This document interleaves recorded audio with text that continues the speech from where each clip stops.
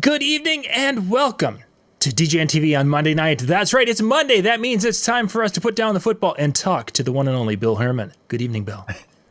Well, okay, I'll put down the football, but I'm gonna pick up a little something here. Yes, this is sparkling. John told me this is be like the Graham Norton show, so Yes, sparkling spring water my is sparkling whiskey. what he has Kentucky for bourbon, tonight. Basil Hayden. And for those of you who are wondering you, my friend. why Bill has to resort to the hardened water, it's Well, because you do know that every Monday since the pandemic began, I've had a happy hour. you have had a happy hour. Happy hour that I've invited anyone who likes to be a part of it. It's a Zoom happy hour. It's happened. We have not missed a Monday, including this evening, where we all get together, and if we'd like, we raise a glass. If it's nice outside, I sit outside and have a cigar. And I've seen that. We talk about everything not DJ related, because that's what you'd do if you met up for happy hour on a Monday with your buddies. So we've been doing that. So this is to all of them and to you, as I could pretend that this is a theater whiskey and it's really only iced tea, but Yes, it is only iced tea. It is only okay. For those of you watching out on Facebook, we had a little bit of problem with Restream getting fired up properly. So first, and then it worked. It seems that it was working. Live show. Boom. And then we'll have to fix it. All right. So this is our industry spotlight session of the night. And tonight, of course, we're going to be focusing on Bill Hermann because we're going to find out where Bill stared and what. Wait, hold on. I thought I was the one interviewing you tonight. No. Sorry. You said we're going to do a thing. Yeah. And I said, I'll do it as long as I can. I don't necessarily want it to be about me. Let me just interview you. So you lied to me. I'm going to find my Bill Hermann sock puppet. He's much more agreeable to work with. Where is it? Where is it? Actually, I'd like to see that. It'd be a pretty good show. And I'm a little disturbed that you would have one. And what's the sad part about it is every time I've had a conversation with the Bill Hermann sock puppet, both of us end up crying. It's just a tough. It's not a whole lot different than when you and I talk. Pretty much. Yeah, when we get together, it ends up being that way. But that's another story for another show. So thank you guys for being with us and finding us out there on YouTube and Facebook this evening. People are starting to kind of wander on in and be there. Don wants to go grab another beer. That's the way to do it, Don. Be a team member. Well, if you're not drinking during this interview, then you're not going to learn a thing. Yeah, it'll get better with. So, Bill, let's more entertaining the more you drink. Let's back up in the Bill Hermann world, and when in those early days, as a youngster, now I want to go way back into those. When did you start to notice that music was kind of a cool thing, and you were like, "Hey, I kind of dig this music scene thing." I was 12, and my parents had a big 4.5 foot long, 4 foot tall, 2.5 foot, 3 feet deep stereo console, made out of oak, right? It had a radio, it had a turntable. And my parents had their records, and their records were things like Montavani. There were things like, I think my dad had a Creedence Clearwater Revival greatest hits record. Jesus Christ Superstar and Joseph and the Amazing Technicolor Dreamcoat. Helen Reddy's greatest hits and 3 of her records. And when I figured out how to use that stuff, I fell into what this was. Even radio was not that wasn't really something that I really understood at the time, even though not long after my father, who knew the local grocery store owner in Beulah, Michigan, who had invested in an FCC license for WBNZ in Frankfort, Michigan, brought this radio station up, and he went, well, bring your kid out. Maybe we can find a job for him sweeping floors. And that's kind of when I realized that that the music world and recorded music and playing music for people outside of your family was really a thing. I knew I heard music on the radio. I listened to John Records Landecker on WLS in Chicago, up in northern Michigan, late at night. That AM radio station upped its wattage to 100,000 watts and bounced off the atmosphere. And in that little town of 2,000 people, I would, when the sun went down, sometimes, when I knew my parents were asleep at midnight, I would tune in to listen to the Boogie Check and WLS and stay up all night. And so listening to music was that thing. It didn't seem like a thing that you could be a part of until radio. And radio was a thing that really, he didn't really teach me music. Mm-hmm. He taught me radio. He taught me interviewing. He taught me editing. And no reason he should have, because I was 12. My dad drove up this huge hill, the highest, tallest hill in Frankfort, Michigan. And on the top of the hill was this transmitter and this trailer. It was just a trailer, a big, huge trailer on blocks next to this transmitter, and on a big gravel parking area. And he pulled his big yellow station wagon in there, and he says, "Hey, why don't you go in there and see if you can get yourself a job?"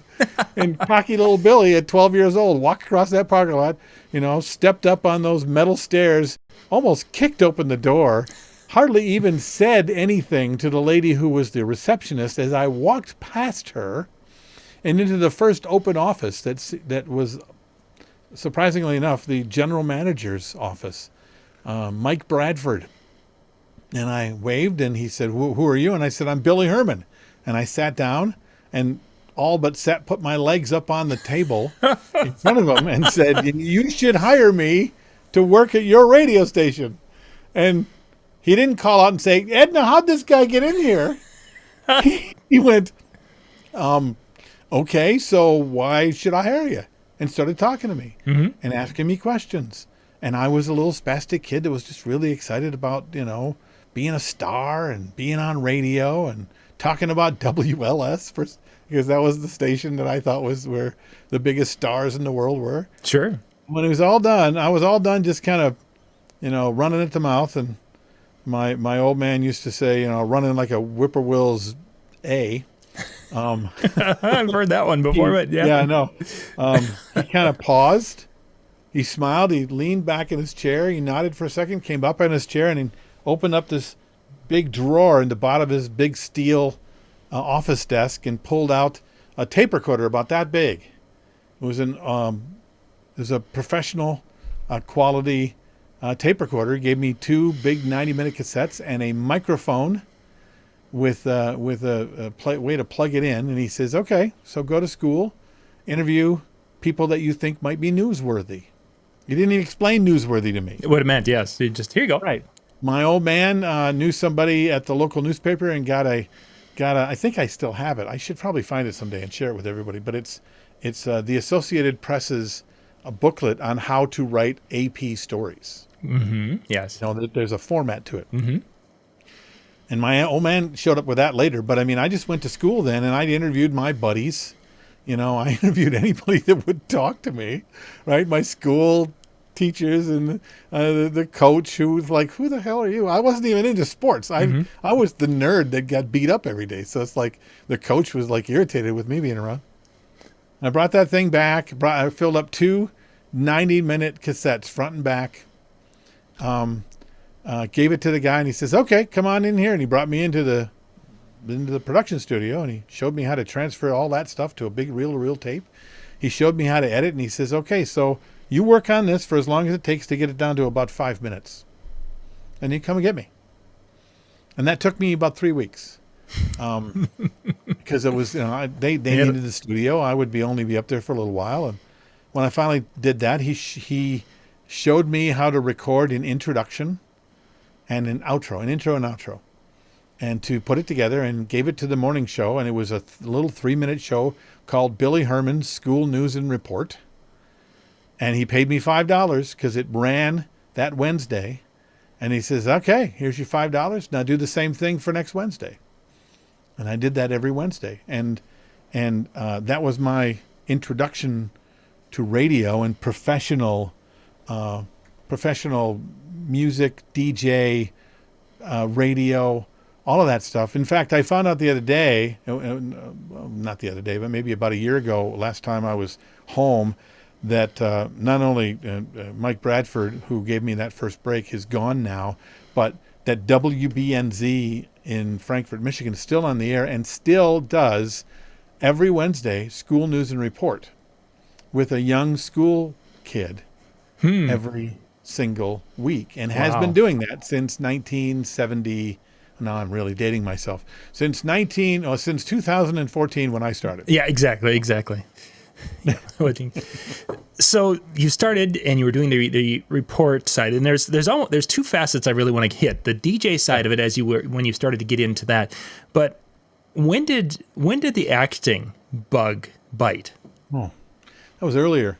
I was 5. Oh my. 6. I was in elementary school, and I just loved being up in front of people. I was a show-off. I was a kid that sang loudest at church. I was the one who did imitations of things I saw on TV, or I hate to say it, but I was a huge Bill Cosby fan, and I had memorized every routine that he did on the album "Why Is There Air," and would repeat it to everyone who was around me. And my first play, I was in school, and I was in the play Winnie the Pooh, and I was rabbit number 3. Right, I had one line. I didn't know at the end of the first act, and it wasn't very interesting, and it wasn't very fun. And I was supposed to be having a tussle with one of the other small actors at the end of this scene, and we're supposed to be fighting over something, and it wasn't fun, and nobody was reacting to it. It just seemed like it honestly was just a transition into the next scene. I didn't understand it at the time. It's just everybody else was getting applause and laughter and things like that. So I told my scene partner, whose name I cannot remember, I feel badly that I don't remember, that on the day of the opening night, I says, when we're having the big fight, and I start to win, I want you to pretend to knee me in the crotch, and I will scream and double over in pain and lay on the floor. Ah! And I did that, right? I did that, and it got a huge laugh, and I'm rolling around, and the lights go down, and I get off, and I'm like, this is the greatest thing ever. Look at me, I'm a star. I can't get enough of this. Of course, I got bawled out by the director, and it was just a teacher, right? But she was so mad at me. It's like, how dare you do something like that? That was terrible. But you couldn't have convinced me. I wasn't in trouble. Yeah, I was in trouble, but I couldn't have convinced you. Couldn't convince me. So I knew at that day, that I was an actor. I knew that I was going to be an actor for the rest of my life. That's what I was, who I was, what I was going to do. You couldn't have convinced me of anything else. All through grade school, all through middle school, all through high school. Even when I went into radio school later on, I'm an actor, and that's who I am at my core, even today. At the ripe age of 28. Yeah, I think it was 20. You might have celebrated your 29th birthday recently. I don't remember. 28. Yeah, somewhere in that ballpark. So you had the acting bug. You knew that there was basically a stage with your name on it that you wanted to be on. Yeah. How did that radio when you were? I mean, was the Wednesday thing? Did that feed that for you at that time, or was it one of those things? Yeah, absolutely. I knew that I had to learn everything about the entertainment business as I could, because I could see that the entertainment business was a huge thing. It wasn't just standing on a stage and getting a part to play. I could see early on that there's people on television, there's people in radio, there's people in films, there's people on stage. Any time that you could stand in front of an audience and get attention, and a lot of that early on I was feeding this ADHD and this idea that I needed attention. So it was attention driven early. And it was easier for me to kind of drag myself into that attention because I could say, well, I'm an actor. I'm not just a spaz, which is really what I was. I was a kid, I was that kid in high school. I got beat up and bullied pretty much, my entire school. Cheerleaders can be mean. I'm just going to say it. Cheerleaders, they are Yeah, mean, especially when you show up in the outfit and you say, I really got pom-poms. Yeah, and they're like, nice. Come here, we're going to thump on you now. But I wasn't well liked because I was a spastic attention, excuse the word, but kind of an attention whore. Mm-hmm. You know, I liked the attention. It fed the idea, and the idea that I was going to get attention only when I was in a play, that was not enough for me. Mm-hmm. So there's radio, Sure. and there was a community theater in town. I tried out for that. I was the first kid that ever got cast in a community theater play. The local paper in Frankfurt called the Record Patriot. I decided I wanted to. There was nothing I needed to do is write. So I went up there and I said, I'm a writer, and they went, okay, write. So I said, well, do you want me to? Well, write stuff about your school. So I decided to be. It looked like everybody wanted to know about the sports, and once again, yeah, I'm an actor. I know, and I've been okay with it for at least the last 10 years of my life. I know nothing about sports, okay, but I was the stuff they wanted me to talk about was the high school sports, the basketball players, the coaches, the wins, the losses, and then things like, you know, maybe a student had got into the honor club or someone had got a big scholarship. So my first article for the Record Patriot, I got a byline. There were guys getting out of high school or getting out of college rather that wouldn't get a byline here. But for some reason, I have a byline written by Bill Hermann. So I'm writing a weekly article now as well. It's just, I knew that if I wanted to do this, I couldn't just depend on other people. And part of that was my old man, you know. Mm-hmm. You know, you want to be an actor, you're going to have 2 or 3 other jobs that pay you. Yep. You know, because this ain't going to pay you. Plus, you know, you can't just, if you're just going to read other people's words, that's great, but you could write your own words. You know, you could direct shows, you could learn how to do other things. He didn't know anything about it. My father, nurse anesthetist. He worked in hospital administration and nursing. My mother was a homemaker, you know. They did their best to try to support me, but they didn't know any idea but what I was into and why I was into it. They were most of the time like, oh dear God, Billy's doing something else. So, but I was in. I mean, there was even a point at one point when I was a freshman in high school that the idea of the clergy rustled through my brain, and I went to the seminary for a year in Wisconsin, and an all boys Capuchin seminary for the priesthood. And when I look back at it, I think the thing that attracted me the most, not only was it because Catholicism had been in my life the entire time, but also the priest is on stage. He's got all the attention. You know, so I hate to mention that and say it out loud, but the truth is that was part of it. Yeah. Now, I was only there for a year, and when I came home for that summer after after freshman year, I met a girl, and that girl, you know, treated me to some things that I probably wasn't going to find going back to that all boys school. And as much as the Capuchins didn't like the idea that was deciding reason why I didn't go back, I think that was a good idea. Yeah, so. That's funny. Let's keep going. So you were doing reporting, you were doing some writing things. When did you transition into getting into the DJ side of where you were actually starting to play music and maybe even getting to the point of doing music for dances and such?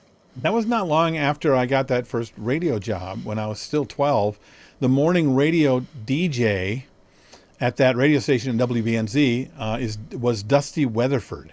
Dusty Weatherford, sadly, is no longer with us. He passed away about 10 years ago. And he DJ'd local bars in Beulah for years, right up until he was gone. But at the time, he had a rig. And I heard he was DJing like dances. And it was early on, when you're 12, it's the first time you're hearing about the fact that there are dances. Yes. And the idea of dances at first was like, oh, dances, girls can't dance. Oh, ew, and, you know, the jocks beat me up. I don't know if I want to do that. But the idea that I could go down there with Dusty Weatherford, who for some reason allowed me to come with him, showed me how to hook up speakers and put the rig together and set things up and be his kind of gopher. Sure. at all of these. And the dances he did was the high school, the junior high, a lot of church dances, and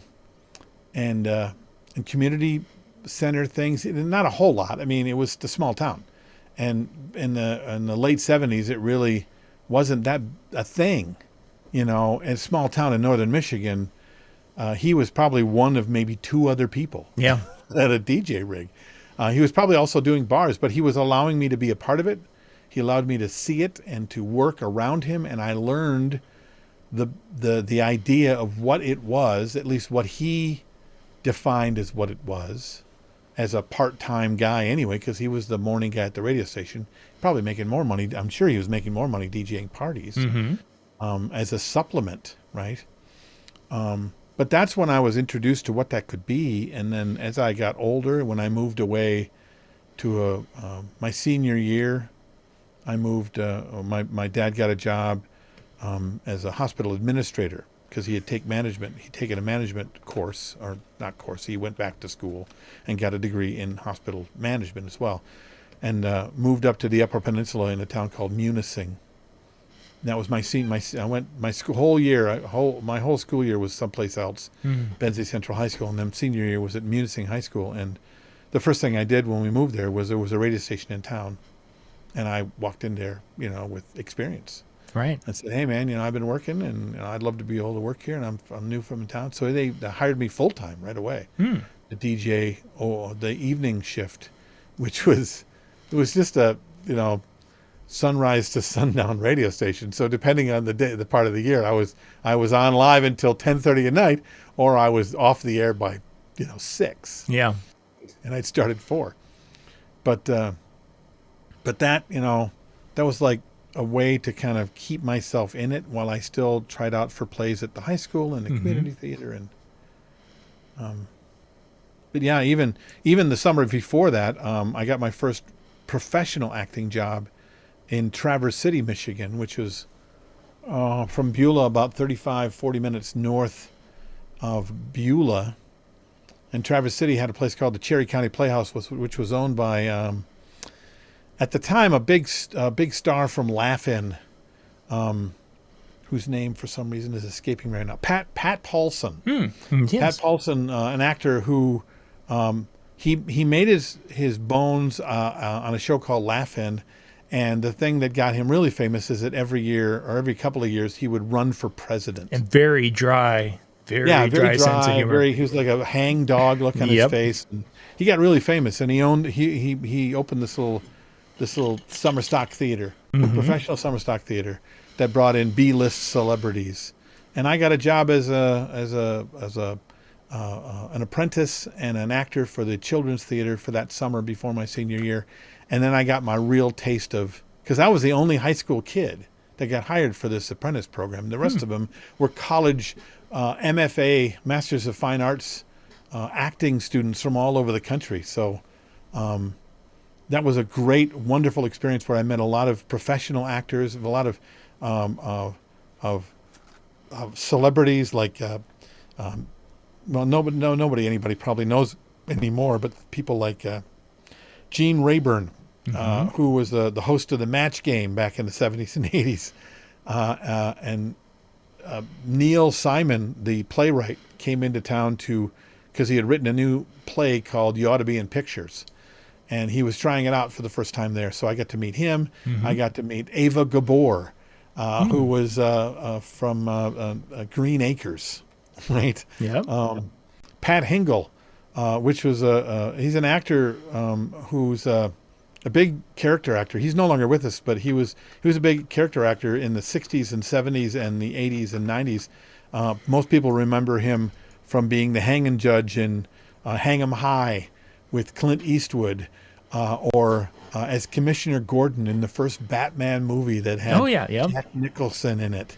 And he was in a play, and I was his dresser for the play, so I spent a lot of time with him. So that was an experience of reminding me that this could be a real thing, even though my dad was like, "Yeah, it's nice and all, you really ought to learn math, kid," and I held back from that crap for as long as I could. But yeah, I mean, I was very lucky and looking back, as much as I didn't think my parents really understood me, they really supported me. Because when they moved up to Munising, I lived in Traverse City as a 15-year-old, going on 16-year-old, with a person in town that had an extra room. So I could be at this theater, 18 hours a day, 7 days a week, learning lighting, learning staging, learning stagecraft, understanding how to do repertory theater, and learning lines to be able to do I think we did 6 different children's shows that entire summer. So every Saturday and Sunday we had a kids show that we did that I would be in or whatever. Plus I was working backstage as a prop master or a lighting technician or a dresser, or just as a backstage gopher for all of the professional shows. So that was a huge experience. Oh yeah, I'm sure it was. So when did you get into the point then that you moved or added consistent DJ work, mobile DJ work to your life? I mean, you were busy with the acting side of it and doing some things on it with the radio stations. When did that come in? Well, when I graduated high school, my old man wanted me to go to college. I had no intention. I didn't like school. I didn't enjoy school. I got beat up in school. I didn't want more of school. But his insistence and our conversations, he talked about radio school. And at the time, there were 2 radio schools that we looked at. One was in Detroit, and it was called Specs Howard. And one was in Minneapolis. It was called Brown Institute. And both of them the idea of learning radio, professional radio, going to a school to learn more about radio, which is something I'd been doing for 3 years already, sounded not that difficult, plus something that I was interested in. And if I was interested, I would work really hard at. Certainly. So, and Brown Institute in Minneapolis seemed less scary than Specs Howard in Detroit, Michigan. So I chose Minneapolis. Brown Institute, came to Minneapolis, where and I live in a suburb of Minneapolis now. Went to Brown Institute. It was a 9-month program for about $10,000 to find out that they were teaching you everything you kind of learned on the job for the first year you ever worked in radio, which is not a big deal. But during that time, I also had to work because I had an apartment with 3 guys. I had to have rent and stuff like that. So while I was delivering pizzas for Domino's, which I made really pretty good money at, I found out that there was a roller rink in that I knew there were roller rinks, but I didn't even give the idea that you had DJs at roller rinks until I heard about that you could do that. And there's a roller rink in St. Louis Park that's closing down this year, but it's called the Roller Garden. And I went there and I applied and told them that I could DJ, even though I'd never DJ'd a roller rink in my life. I didn't know how to skate. I lied about all that stuff. They took me on anyway. They laughed at me when they found out I couldn't skate, but they kept me there because I was just enthusiastic enough to stick. And there was a guy there working named Howard Wallstein, who at that roller skating rink was a star. I mean, people came from everywhere to come see Howard Wallstein's DJ at this roller skating rink, and I watched him, and then I found out that he DJ'd parties, and he DJ'd a lot of parties with his company called Total Entertainment. So when I wasn't DJing there, I was up there anyway when he was there, begging him to let me go with him and DJ those parties too. And he ignored me for about, I don't know, 3 to 5 months before he finally, I think he allowed me to do it once because somebody he had as an assistant and setup guy blew him off. So he's like, all right, fine, kid, come on. Come on and move. So he takes me in a gig. I set up, I tear down, I'm pretty much, I'm like that little dog in the cartoons, like, oh, George, hey, can I, George? Oh, please, George, can I? I'm completely annoying. I can't believe he wanted me around him at all. And then not only that, but I'm like, let me DJ. I can DJ. I know how to DJ, man. I can do this. I did it at roller. I'm good at this. Something like blah, blah, blah, blah, blah, blah, blah, blah, blah. And he tells this story that I don't necessarily completely remember, but he knows exactly the the junior high school party we were at, he and I was running lights. He was DJing the party. We're about to begin. He opens the mic, and his voice went up. I think the story is he gave me a chance. Mm-hmm. But at the time, he was like, I can't speak. I don't know what I can do.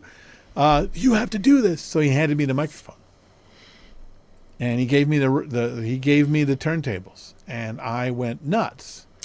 And from that day, he was booking me for everything. Sure. And I still had my own rig, thinking, I was still promoting that I could do it on my own, and I wasn't really booking any gigs for myself, even though I had my own stuff. But he really taught me the ropes, the serious ropes of DJing parties. And it was high schools and junior highs and elementary schools and bar mitzvahs. Yes. And I got really good at being the guy who can fix the problems. So he'd like have a really upset bar mitzvah mom, and he knew that he would have to deal with the bar mitzvah mom when he got there. So who got that gig? Give it to Bill, because I could show up, and even though the lady might be freaking out, by the time I started, she was like, oh, okay, he's at least, he's pretty good. So I learned the hard way how to fix problems and deal with problem customers, really difficult ones, by not only making promises of what I could deliver, but then actually delivering on things that he really had no intention or want to deliver on, because these people are being unreasonable. And I'm like, unreasonable? Come on, I can do that for him. So I learned the hard way, but it was because of Howard, who allowed me to do that stuff. And then when I moved away again, I started doing my own thing, started my own little company in Detroit, and it was okay. And I moved around kind of doing radio again, and I kind of gypsied around doing radio and some theater, and I did some stuff on the East Coast. But there was a point where I decided that I wanted to just no longer be a gypsy. Sure. And I mean gypsy because I never really stayed any place more than about a year and a half tops. And I would, regardless of how well I was doing, I'd just pull up stakes, grab all my stuff, throw it in a truck, and find a place and start again, which was a good experience and a good way to learn things on its own. When I moved back to Minneapolis, it was about 1989.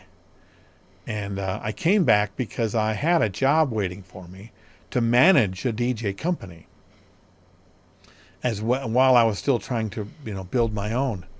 But in the time that it took me to pack up my things in Detroit in my small Toyota truck, everything I owned, and drive the 12, 15 hours from Detroit to Minneapolis, that job evaporated. And when I showed up, I had nothing. So I lived in my truck for a couple of weeks while I went to every apartment building I could to try to apply for an apartment. And I went to every bar I could find to try to find a DJ job, as well as any place that might hire me doing, even like delivering pizzas or something.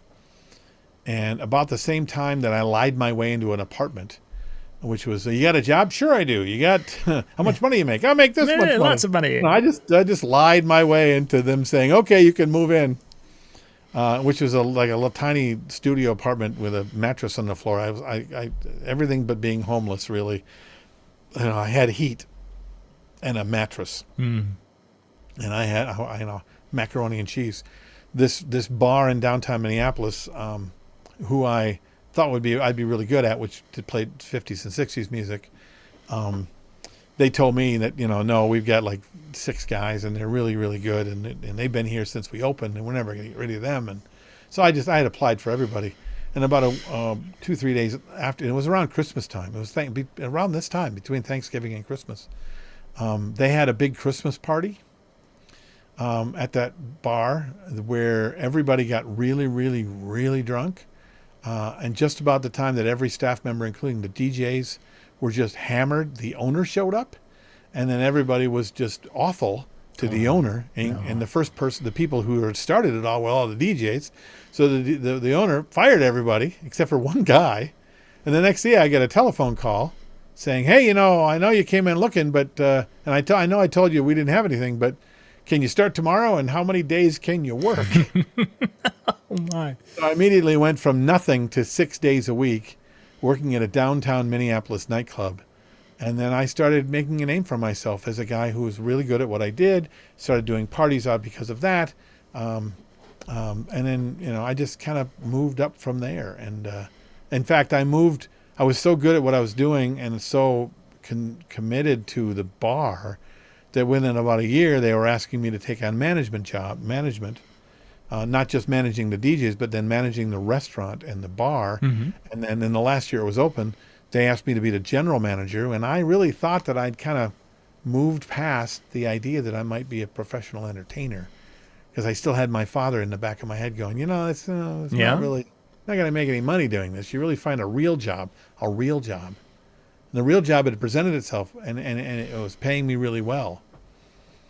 And in fact, when the bar downtown closed, I was headhunted by the Mall of America. And the Mall of America asked me to come out there and help open the Mall of America and a lot of the bars and nightclubs that were up there. And I helped open, design, and operationally manage and general manager a comedy club. And then I did such a good job there, they asked me to take on a country bar and work for the Gatlin brothers. Mm-hmm. And somewhere in there, I kind of saw my life and was unhappy with the fact that I was going there. Mm. And there were lots of I can go into a long story as to why I made the choice that I did, but I chose to quit in a blaze of glory one day, because I looked at my life and went, I may be a good businessman. I may be a good restaurant manager. At the time I was managing over 500 people. Mm-hmm. And a huge, huge place that made tons of money. And I walked away from it realizing that I wasn't who I wanted to be. And I hadn't really saved a dollar, even though I was making a lot of money. I walked away from an obscene amount of money in 1991. And I just decided I was going to start my own thing. And damned if I do, damned if I don't. I'm going to either make a success of this, or I'm going to do something else. I got to make this happen. I got to be who I am, or I can't. But right now I can't do any of that, because I was putting 18 hours a day into understanding this business.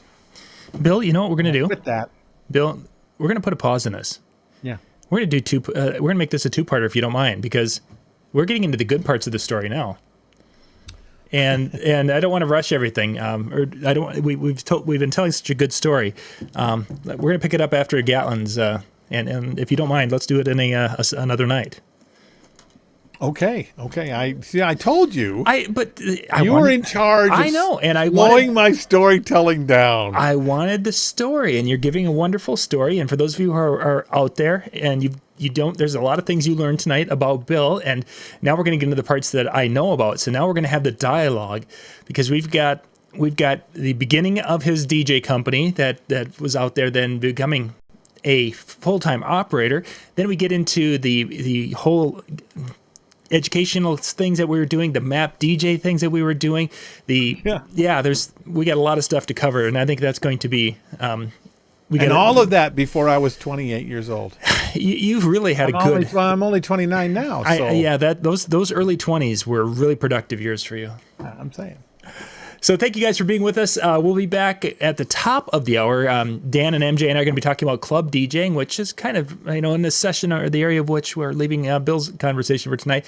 And we'll see either next week or the week after. I'll see what Bill's schedule works out, but you'll see the links and such in the Sunday email. We'll find out what night, and we'll come back and finish up the story of Bill Hermann. So, Bill, thank you so much, John. Yeah. This is you and I have been friends for a really long time, and I mean, I'll tell you later off camera, but tonight has meant a lot to me, just to be able to spend some time with you. So, yeah. Thanks. Well, I've enjoyed our time together, and I don't want to rush, because we've got some fun things to talk about. So this will be good, and looking forward to part 2. So everyone, be back. You can go to Facebook.com/JohnYoungMN. The links for the next show are there.